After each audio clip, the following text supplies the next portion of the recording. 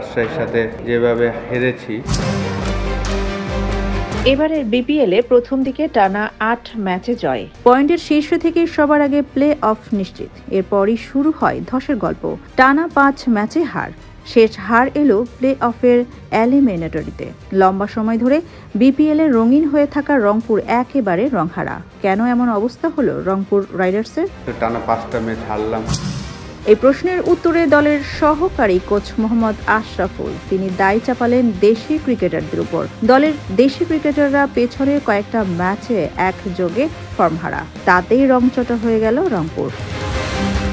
এলিমিনেটরিতে ৩ বিদেশিকে উড়িয়ে এনে খেলানোর পরও জিততে পারেনি রংপুর রাইডার্স।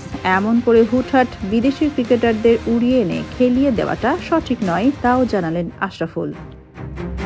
খুলনা টাইগার্সের কাছে ৯ উইকেটে হেরে বিপিএল থেকে বিদায়ের সংবাদ সম্মেলনে মোহাম্মদ আশরাফুল বলেন, আপনি যখন একবার মোমেন্টাম হারাবেন তখন ফিরে পাওয়া কঠিন, যেহেতু এটা খুব অল্প ওভারের খেলা, ১২০ বলের খেলা। শেষের ৫ ম্যাচে ব্যাটিং, বোলিং, ফিল্ডিং ৩ ডিপার্টমেন্টে প্রতি ম্যাচে আমরা ফিল করেছি।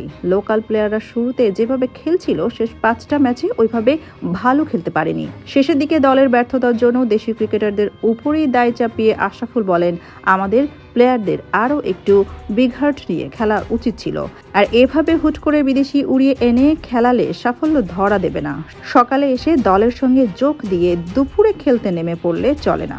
অন্তত ২-৩ দিন দলের সঙ্গে না থাকলে তো সতীর্থদের চেনাও কঠিন হয়ে যায়।